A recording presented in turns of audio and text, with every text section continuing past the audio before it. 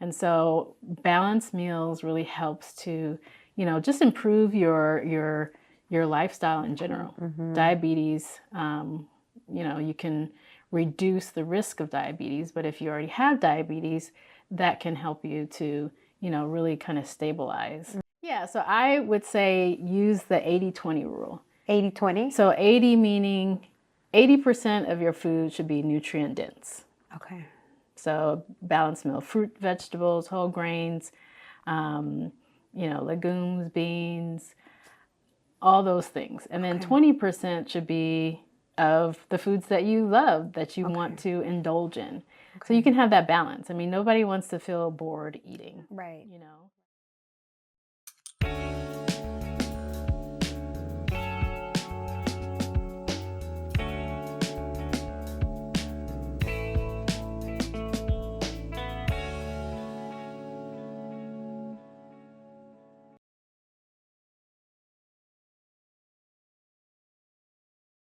Welcome, Lynwood Unified School District families, to another episode of Beyond the Classroom. We have another very special guest speaker today who will talk about a topic that I think we don't discuss enough. We know it's a problem. We all have it. Well, not you, because you're a licensed dietitian, right? But it's very important that I think our community needs to just be reminded of. And that is nutrition and wellness. So before we get started, I want to allow Miss Vanessa Jones, our Director of Nutrition Services, to if you could please explain your background and everything you've done before you came here to Lynwood Unified. Sure. Well, I have a long life career of food service. And so as a dietitian, I've been a dietitian for over 12 years. And, I've worked in kitchens, I've worked in public health, I worked in healthcare for a long time. And my goal was to really just kind of focus on how can I help other people shape their nutrition, wellness, just habits in general. And so I worked in my first kind of jobs were in food service. And so I worked in kitchens, I was, doing food service work, and then I worked my way up into becoming a supervisor. And then after that, I became a dietitian. Wow. And I worked in the clinical setting at hospitals and food service. And eventually I left there and I went over to school districts. So, and even before that in healthcare, I used to work in public health. So I created curricula for LA County, postpartum moms in LA County. So, but my goal was to eventually get to school nutrition because I wanted to be able to make an impact on, just students in general, or just adolescents, and, just to be able to help them grow up having healthy habits before adulthood. Yeah. And I started at a school district in Whittier. It was a small school district in 2017. And then I came over to Lynwood Unified in 2019. And so I've been here ever since. And my goal was to, just first kind of revamp things to really focus on health. I think including, the communities that I've been a part of, we don't necessarily have access to healthy food or just healthy options in general. Yeah. And so I wanted to be able to change that and really give access to students in, underserved areas. Yeah. So that way they can also have healthy outcomes. Yes. And so since then, I've been here and made some, changes that could really, benefit students in the long run. And our department is not perfect, but we're growing and we're gradually changing, Yes. What we're doing so that way we can, really impact the students here. And you truly have, because I've seen the changes, from when I was a principal in the menu selection and the different committees that you've put together, in the foods. And I'm like, wow, that's really been amazing. So thank you on behalf of, all the families. I'm sure that the families and the students, nothing's perfect, but it's come a long way. And thanks to your leadership, like we really see a difference. I'm glad. And I know you're an advocate for making sure that schools, even when they do their site activities, that they're healthy. Yes. So that's really powerful. I am going to use a cheat sheet today because I think it's such important information, and I want to make sure that I don't forget to ask a question or us to discuss in the short amount of time that we have. But let's get started. Let's talk about nutrition, wellness, and your experience is so amazing. So I want to get as much information from you as possible. So let's start with overall, why is maintaining a healthy diet crucial to overall well-being? Like, why is it important? Well, I think for one, it just supports just performance in general, academic performance in regards to schools. Students are able to just boost their concentration, their memory, reduces absenteeism. Students are less sick because they have a healthier diet. And then also just enhancing energy levels. They're able to focus in classrooms. They're able to, play sports at a higher level. So that's one thing. And then also growth and development. Students are always growing. And so they need a healthy, balanced diet to be able to support that.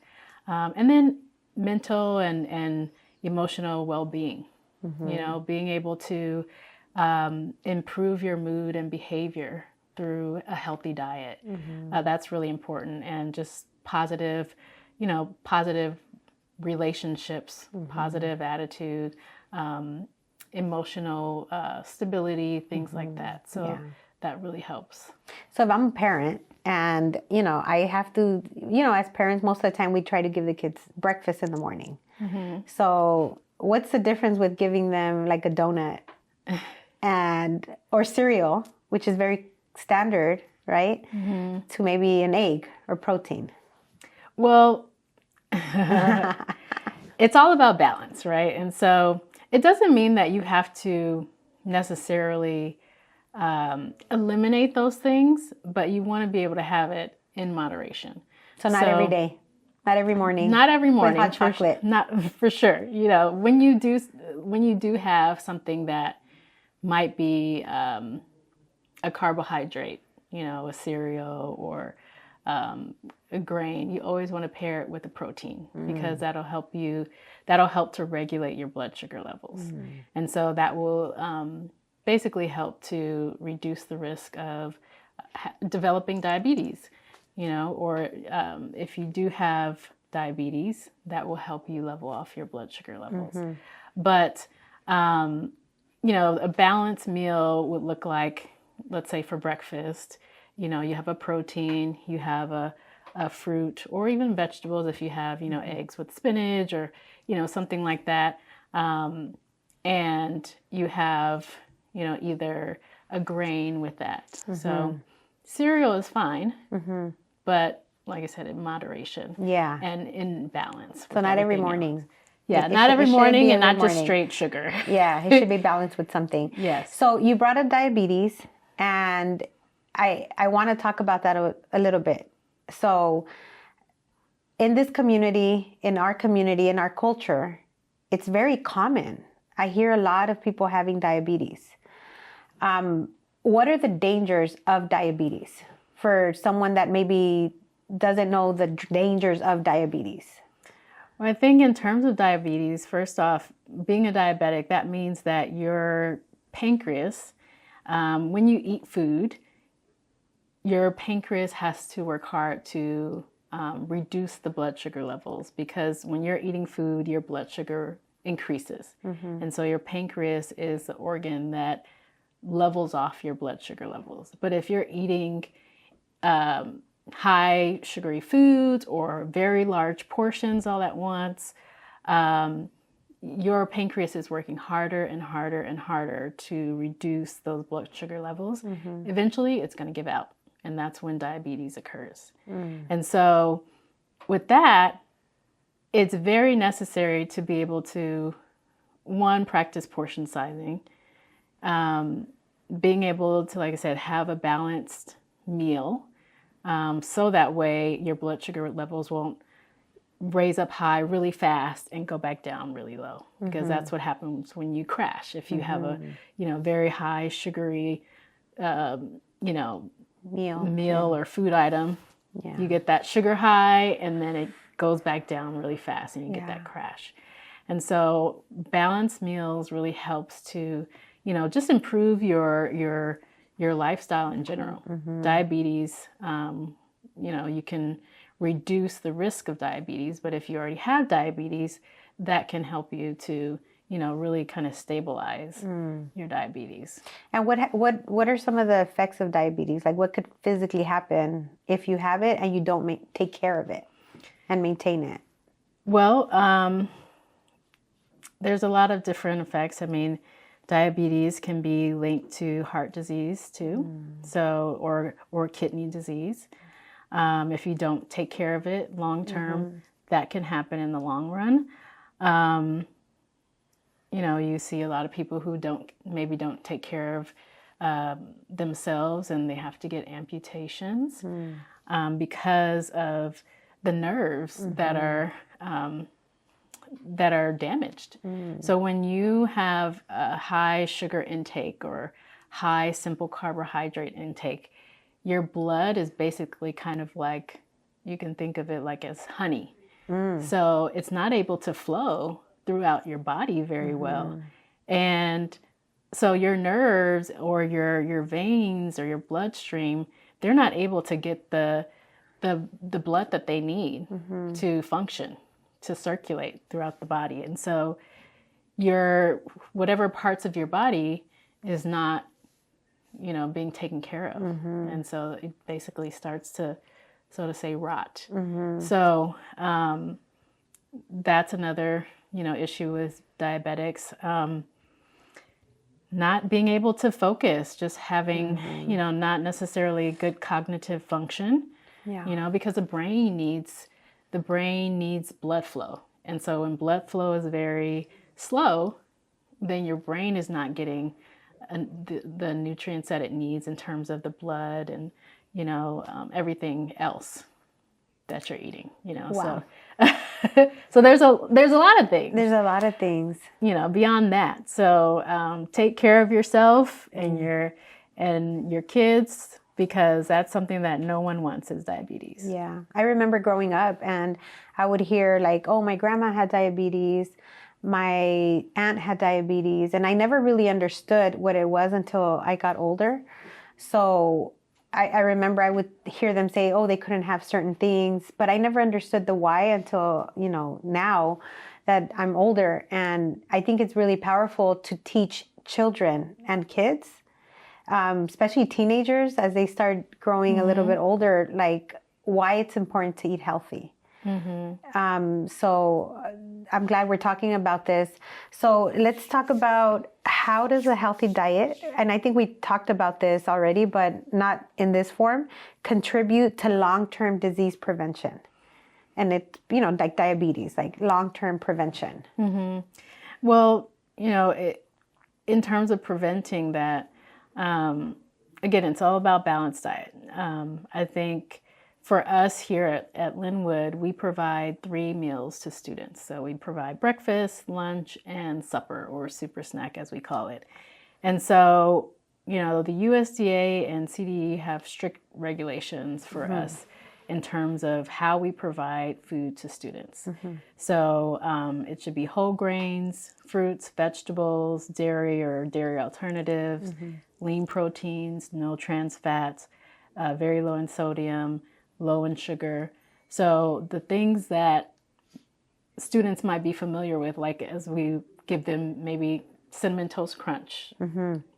That's very different than if you were to get Cinnamon Toast Crunch at the grocery store, because school nutrition or school food is very regulated. And so that prevents students from basically kind of being at risk to those types of diseases because they're already regulated to prevent those things. Okay.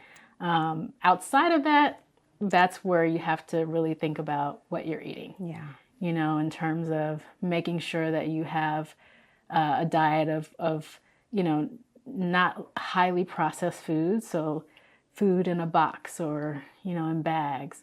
So those Takis that the high schoolers eat, I'm like, because high schoolers the high schoolers get these videos too. So Oh yeah, those are highly processed. oh my gosh, Takis, Yeah, the hot Takis. Cheetos. Yes. And there's a challenge noodles? there's a challenge on TikTok with these hot Cheetos. Don't do it, guys. Just don't. And the cup of noodles. Oh yeah, high in sodium. I mean, they're convenient. Yeah. You know, but And they do taste good when you get used course, to it. salty foods always taste good. Yeah. Everything that's not healthy tastes delicious. Yeah. But, you know, we just have to have it in moderation. So it's not never. Yeah. It's sometimes here and there. Yeah. So I would say use the 80-20 rule. 80-20? So 80 meaning 80% of your food should be nutrient dense. Okay. So balanced meal, fruit, vegetables, whole grains, you know, legumes, beans, all those things. And then 20% should be of the foods that you love, that you want to indulge in. So you can have that balance. I mean, nobody wants to feel bored eating. Right. You know? Right. So you have that balance, and you'll be able to enjoy your food. You know, continue eating your cultural foods. You know, and that can, you know, really help someone, you know, feel happier. Yeah. And you know, you're still healthy at the same time. Yeah. So, like in the Mexican culture, we have beans, rice, almost every day. That's probably not the healthiest. Well, I think the beans are pretty and rice rice. are actually a complete protein. Oh, even the rice. Yes. Okay. So that's good news. yeah. Because I always thought rice was like a heavy carb. Well, it is, but you have to have it in the right portion. So Okay. a portion of rice would be a handful or half a cup.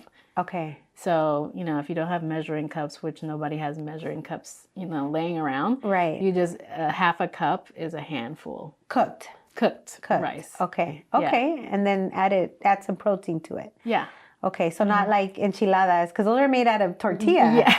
Right? So you kind of have to be careful, I guess. Yes. Because we have some foods that are delicious that are, you know, probably not the healthiest. Yeah.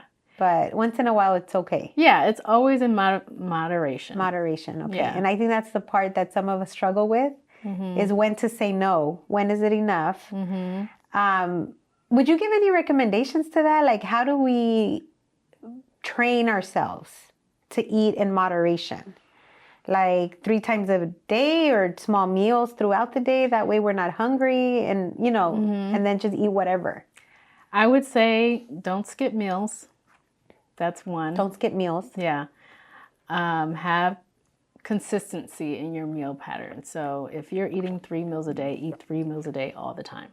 Okay. You know, that way our body's trained. Your body is trained because one, if we're skipping meals and our body goes through this starvation mode where it's like, oh my gosh, I don't know when my next meal is coming.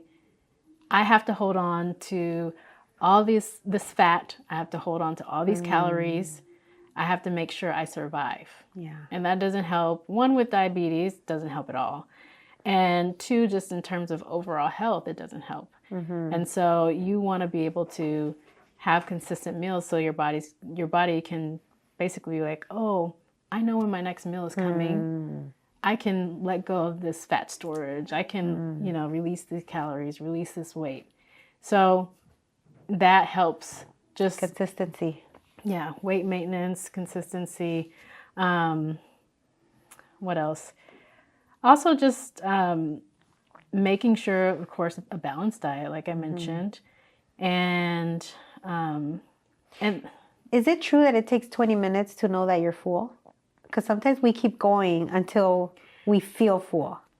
Yeah, it does. So it's called, if you do that, it's called mindful eating. So you're eating slowly, you're really focused on your food, you're focused on the texture, you're focused on the taste, you're focused on all the senses that you have in regards to the food that you're eating. That's good. And so you're eating slowly, you're not eating fast, and that helps your body to really kind of digest properly. Okay. And so you're going to, throughout that time while you're, focused on your food, you're going to get full. You're going to feel, you're going to notice your fullness, your satiety. So the best thing is to, just kind of really just slowly eat. Yeah. Not kind of eat in a rush. And that's so hard when we're like working. We're all busy, and on the go. But that's important to be mindful. And that's what students too, because students need to have at least 15 minutes to eat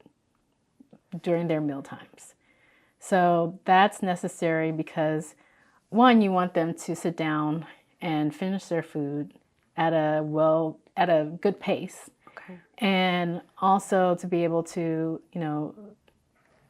interact with the people around them, with the other students around them, and really focus on, what they're eating.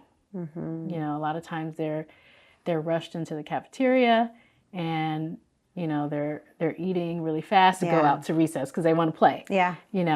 But we have to really allot that time because it's very important. That's good. That's good. So how does nutrition impact a child's mood, focus? I think we talked about that a little bit. And behavior. How does that impact student behavior? I think behavior in regards to, it just reduces, it always comes down to a balanced diet. So, in terms of, enhancing focus and learning in the classroom, it regulates your mood. It, helps with reducing hyperactivity, behavioral issues. So when you have the nutrients that you need in your body from fruits and vegetables and whole grains and all of that, your body is able to function properly. Yeah. Have you heard a connection, and if you didn't, it's okay, just wondering, with attention deficit, hyperactivity, and eating? Have you heard of any connection between those two and healthy eating? Yeah, definitely healthy eating. Also, really thinking about reducing the processed foods. Having, a well-balanced, minimally processed diet. And there's some studies that talk about heavy metals, but, they're not as many, it's not as much research, and it needs more research in regards to that. But definitely, making sure you have a balanced diet and minimally processed. Wow. Yeah, we've had situations where we have students that have discipline issues, and we start asking simple things like, how much sleep did they get last night? What did they eat last night? What did they eat this morning? And, it does come to light that it's food that's not that healthy. And a lot of times it's connected because we've had families come back and say they've changed different things that they've even give them in the morning. And they have seen them reduce the behavior incidents that they've had. Yeah. So I think as parents, sometimes we don't realize how they correlate. We're just so busy that we want to make sure the kids, we have so many things to do. It's like, all right, get in the car, let's go. Yeah. But we do have breakfast at the school sites, right? Yes, that are approved by the state, and they're healthy breakfasts. Yes. So parents, that's an option. We're here to help you and support you. As I always say, this podcast is for resources. We want to make sure that that there's resources. So there's breakfast at every school. Yeah, all meals are free. Snack. All meals are free, and students can choose what they want. So we give them options, and as long as it's a fruit or a vegetable with their options, they can go through the line and get their meal. That's amazing. We also have a food pantry that we partner with for any of our families that are facing financial difficulties. And again, it's approved by the Food Nutrition organization, where we have to give them fresh fruit, apples, veggies, lean protein. So we're all in awareness, and we're learning the importance of making sure that we provide healthy meals to our families. So the district has truly done a great job. I've seen some of those meals that I'm like, wow, that looks really good. And we do have a committee. Do we have a committee, district committee, or is it school site that existed? We have a parent committee, parent menu committee. Or are you saying in terms of the food pantry? No, for you. Oh, for us. For the menu. Yes, we have a parent menu committee. So we meet usually every quarter. Nice. And we go through all the menus, and they kind of give their feedback and tell us, what their students have, told them about the food and how we can change, how we can improve. And it's a very positive meeting. So we focus on having positive feedback.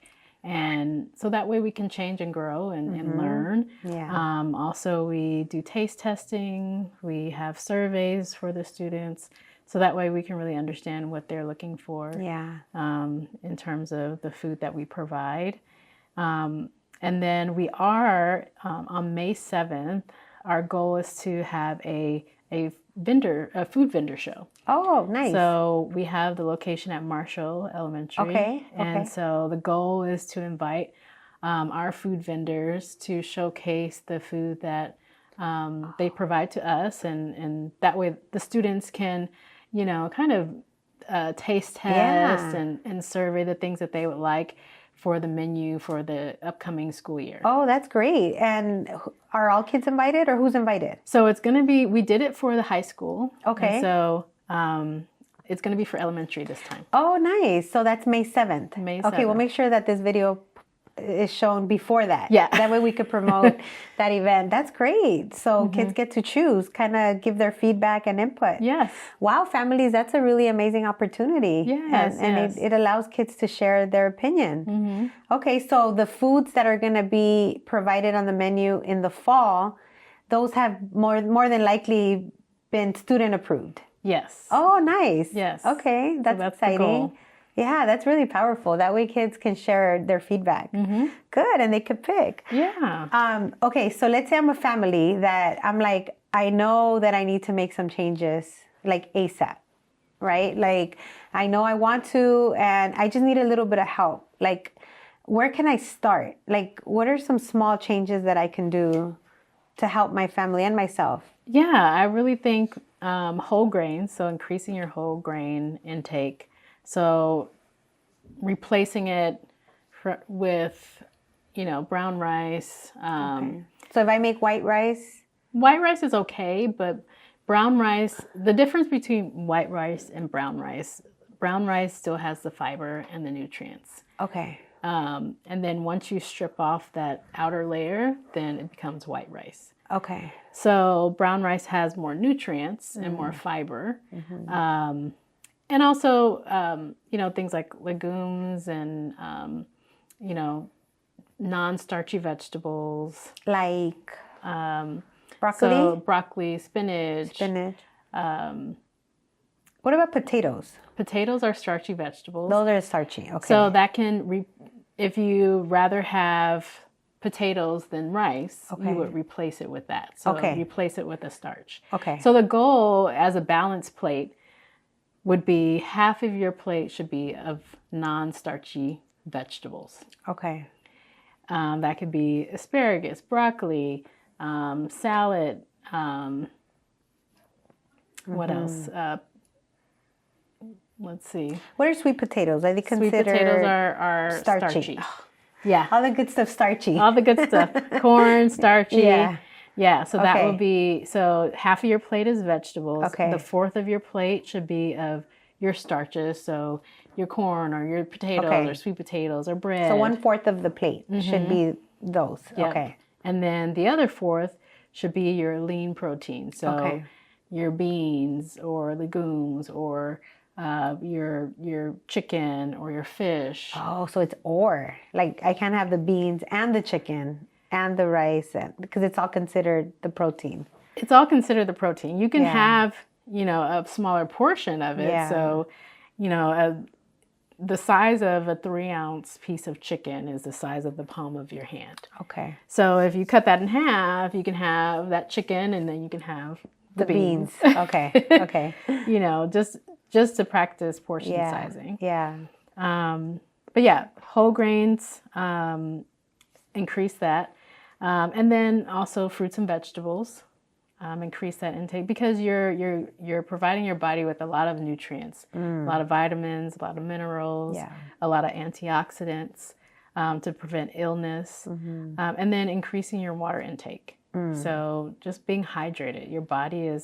Our bodies are 98% water. Yeah. We need water all the time. Yes. So how do I make my little ones eat vegetables and all that if they don't like it? Like, what would you tell families?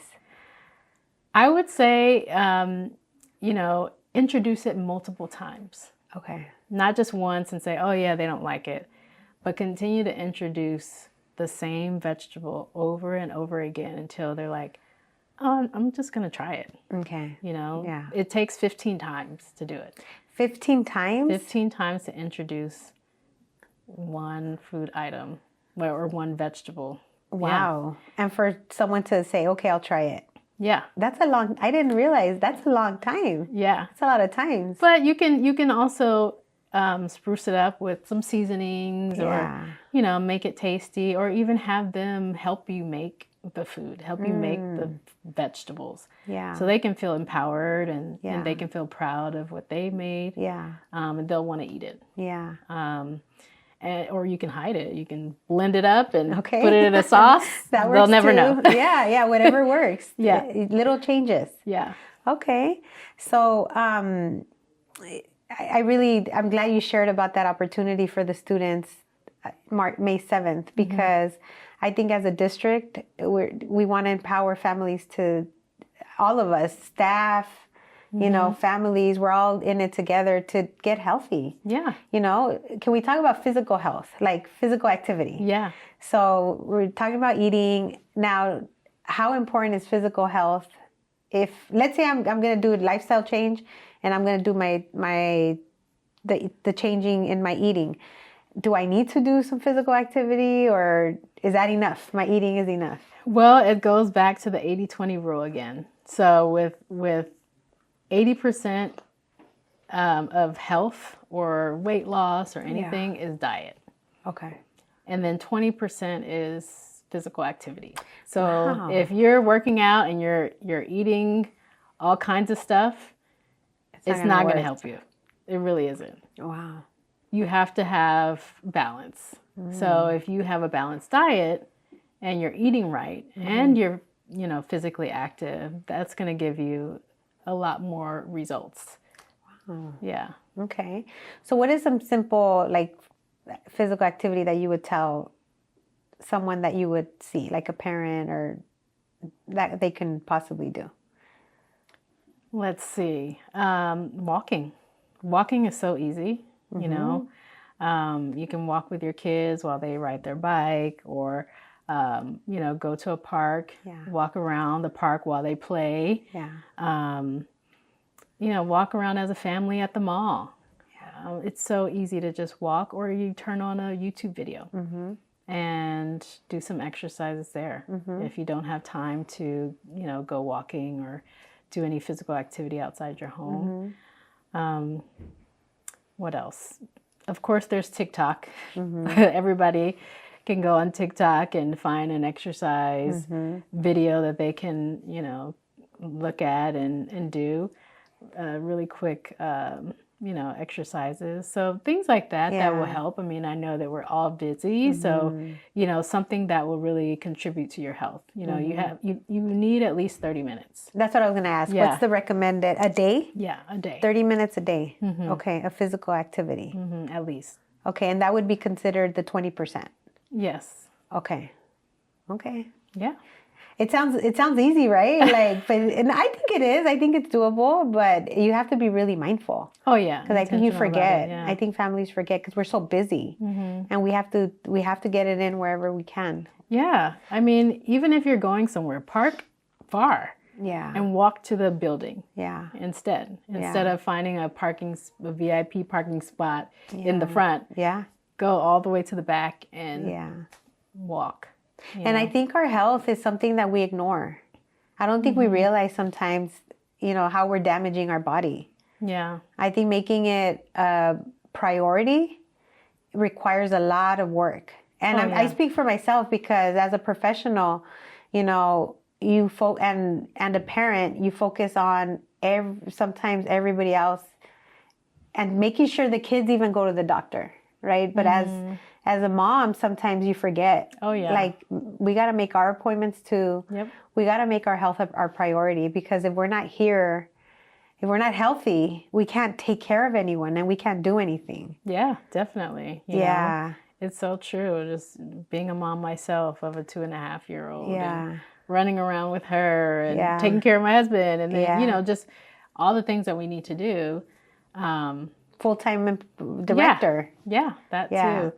I also have a private practice, so I have clients as well. So, that's the goal is to, it should be to help others, but also to help ourselves too, and so it's just like on the plane, they tell you to put your mask on first and then you help other people.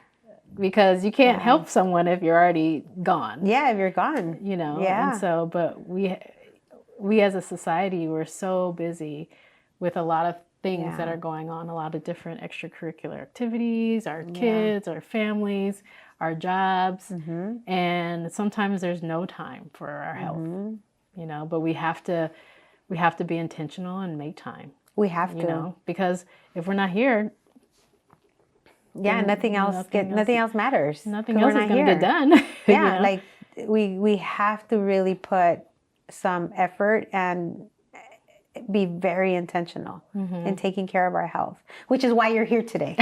Because we've been showing families different videos on different, substance abuse, mental health, healthy relationships, and we wanted to focus on wellness. So if whoever's listening to this is a good reminder of make that appointment. If you've been meaning to make it, let's start little by little, making changes. I've been working on my health journey for the last 5 years. It's not like, it doesn't happen overnight. It's like changing habits of 25 years. For me, it feels like 25 years because since, you go to college, you get married, you have kids, you do all these things. And I really wish health would have been my focus also in the middle of all of that. So it takes time to now make changes of 25 years. It takes years. Oh, yeah, it does. Yeah. So. And it's important to really start kids thinking about that at an early age in the home. Yes. That's where it starts. Yes. Just promoting healthy choices. Yes. Focusing on, the best ways to give your child the best food that you possibly can. Yes. Although sometimes it's not possible, but there's always ways to be able to, find things that are nutrient dense. Yes. Yes. So, it's really important to do that. And then that way, when they come to school, they've already been primed to choose healthier options. My mom was she worked a little bit, but financially the house didn't bring in a lot of income. So she had to make sure that we were fed according to the income. So I remember that even though they didn't have a lot of money, I remember every meal was healthy. Like I would get sick of it because of how healthy it was. Like, so I look back now and I'm like, I got raised, my mom was very healthy with her eating, and I'm like, why didn't I continue that? I wish, it's so important that we follow like different little things that even though we may be financially, because it's expensive to eat healthy, but I think learning the tricks on how to do it, like when we want to cook. It's really being mindful. Oh yeah, You know? definitely. Yeah, and really thinking about meal planning, so Meal that way you planning. know exactly what you're going to eat, how much it's going to cost. It's going to be more nutrient dense when you do that, because you can plan things out, plan your vegetables, plan your protein, plan your starches. Buying in bulk, that can help just reduce costs. And buying minimally processed foods. Yeah. So, your fruits and vegetables, your grains, things like that. Frozen vegetables are fine. Frozen fruits are fine. The frozen fruits and frozen vegetables, they're picked when they're at their peak of ripeness. Okay. And then they're frozen. Okay. So they're still very nutrient dense. Okay. So, even canned food, I would suggest more so frozen than canned. But if you have to have canned, it's still vegetables. Okay. So things like that, that's going to help to reduce costs and to help you just really take in the nutrients that you need and have a healthier diet. So Yeah. yeah. So, And scratch cooking. So cooking from scratch. Yeah. Is that what that means? From scratch, right. Because that way you lower your costs, because you don't have to buy boxed processed food. So instead of your boxed mac and cheese, you can make your mac and cheese. You can buy the noodles, buy the cheese. You have a larger portion to feed, more people. Yes. Rather than that one box. And it's healthier. So, and we're gradually changing our menus to, really provide more scratch cooking to our students. And so that's what our focus is right now too. Yeah, I've noticed that, like Hostler Next Door or just different videos that we see, that they make a lot of that stuff. And I'm like, wow, it's home cooking at our schools. Yeah. Yeah. So that's amazing. Yeah. That's where we're going. So. Yeah. That's why I was like, we need to have you here to share, a lot of that, because it truly has been, amazing with a lot of the changes that have happened. Because I remember before we used to have like the famous chicken sandwiches that every kid loved. Like they loved them, but it was a standard. Yeah, and we still do have the chicken sandwiches. Yeah, because they love them, right? Yeah, they love them. Just not every day. We have a better cut of chicken. Okay, good. Rather than the highly processed chicken patty. Okay. We actually have chicken that like actual chicken breast. Good. Yeah. So is there a website that families can go to, the district website, with nutrition? Yes. So we have an Instagram page, so it's at the Lynwood Cafe. Okay. And our website is www.thelynwoodcafe.com. Oh, perfect. We'll add it everything to is the Lynwood Cafe. Oh, perfect. So we'll add it to the end of this video. That way, if families want to see the menu, is that where they can locate it? Okay, perfect. And also, if they want to be on the parent menu committee, they can reach us.